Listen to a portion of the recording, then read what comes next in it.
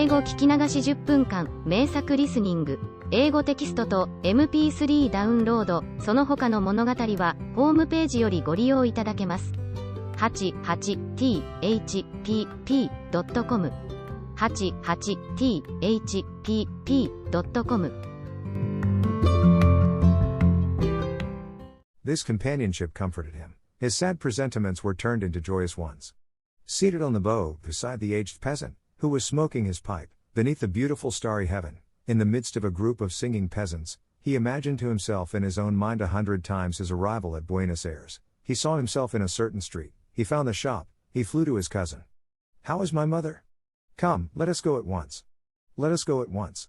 They hurried on together, they ascended a staircase, a door opened. And here his mute soliloquy came to an end. His imagination was swallowed up in a feeling of inexpressible tenderness, which made him secretly pull forth a little medal that he wore on his neck, and murmur his prayers as he kissed it. On the 27th day after their departure they arrived. It was a beautiful, rosy May morning, when the steamer cast anchor in the immense river of the Plata, near the shore along which stretches the vast city of Buenos Aires, the capital of the Argentine Republic. This splendid weather seemed to him to be a good augury. He was beside himself with joy and impatience. His mother was only a few miles from him. In a few hours more he would have seen her. He was in America, in the New World, and he had had the daring to come alone.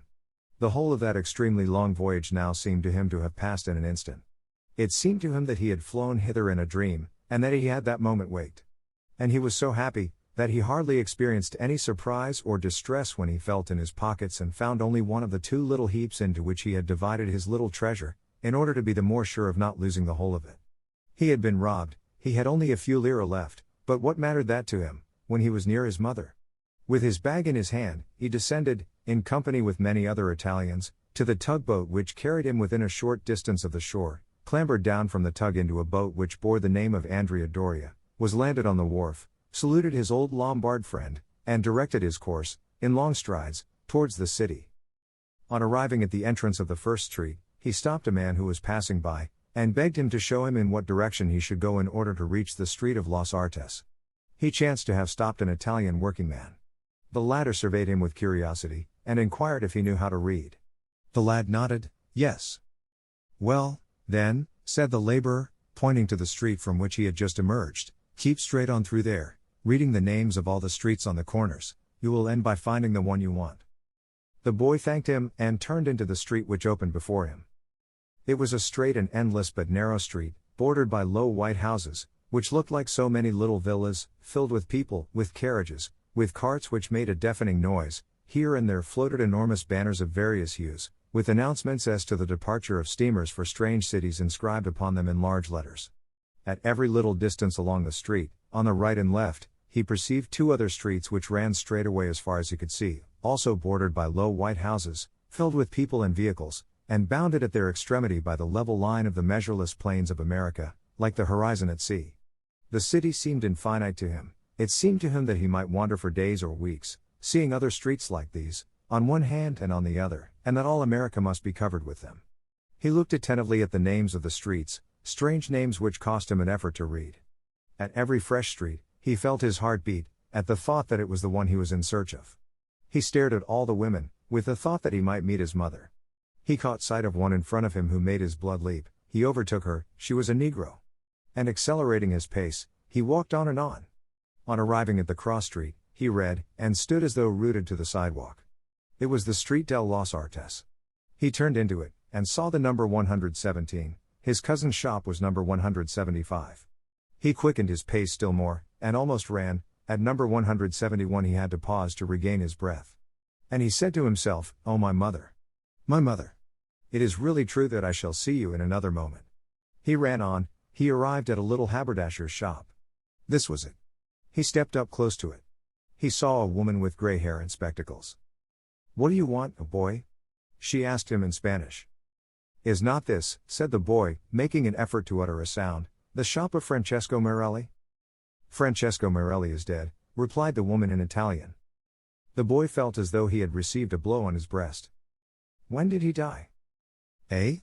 Quite a while ago," replied the woman. "Months ago. His affairs were in a bad state, and he ran away. They say he went to Bahia Blanca, very far from here. And he died just after he reached there. The shop is mine. The boy turned pale. Then he said quickly, Morelli knew my mother who was at service with Signor Mequines. He alone could tell me where she is. I have come to America to find my mother. Morelli sent her our letters. I must find my mother. Poor boy, said the woman, I don't know. I can ask the boy in the courtyard. He knew the young man who did Morelli's errands. He may be able to tell us something. She went to the end of the shop and called the lad, who came instantly. Tell me, asked the shopwoman, do you remember whether Morelli's young man went occasionally to carry letters to a woman in service, in the house of the son of the country? To Signor Mequines, replied the lad. Yes, signora, sometimes he did. At the end of the street del Los Artes. Ah. Thanks, signora, cried Marco. Tell me the number, don't you know it? Send someone with me, come with me instantly, my boy, I have still a few soldi.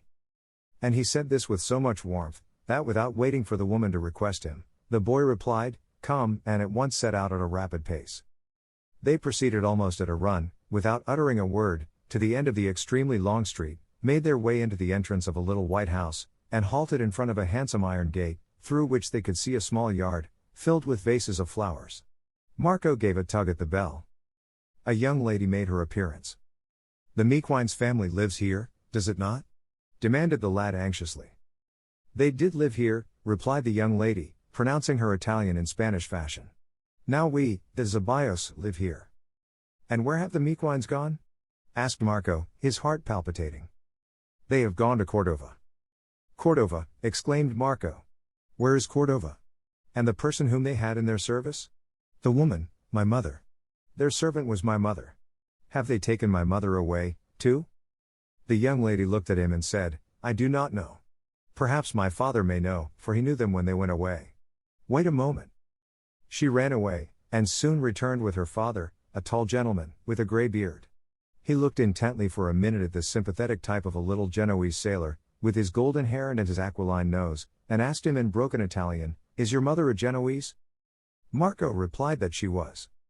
Well then, the Genoese maid went with them, that I know for certain. And where have they gone? To Cordova, a city. The boy gave vent to a sigh, then he said with resignation, Then I will go to Cordova. Ah, poor child, exclaimed the gentleman in Spanish, poor boy. Cordova is hundreds of miles from here. Marco turned as white as a corpse, and clung with one hand to the railings. Let us see, said the gentleman moved to pity, and opening the door, Come inside a moment, let us see if anything can be done.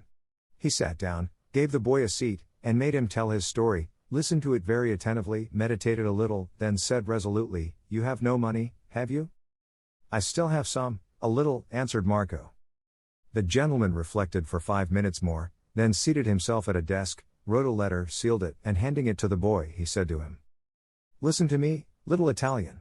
Take this letter to Boca. That is a little city which is half Genoese, and lies 2 hours' journey from here. Any one will be able to show you the road. Go there and find the gentleman to whom this letter is addressed, and whom everyone knows. Carry the letter to him. He will send you off to the town of Rosario tomorrow, and will recommend you to someone there, who will think out a way of enabling you to pursue your journey to Cordova, where you will find the Mequines family and your mother. In the meanwhile, take this. And he placed in his hand a few lire.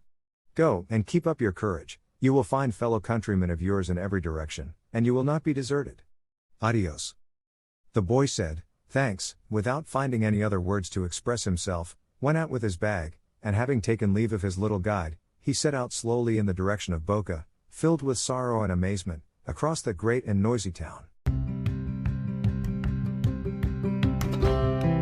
英語聞き流し10分間、名作リスニング。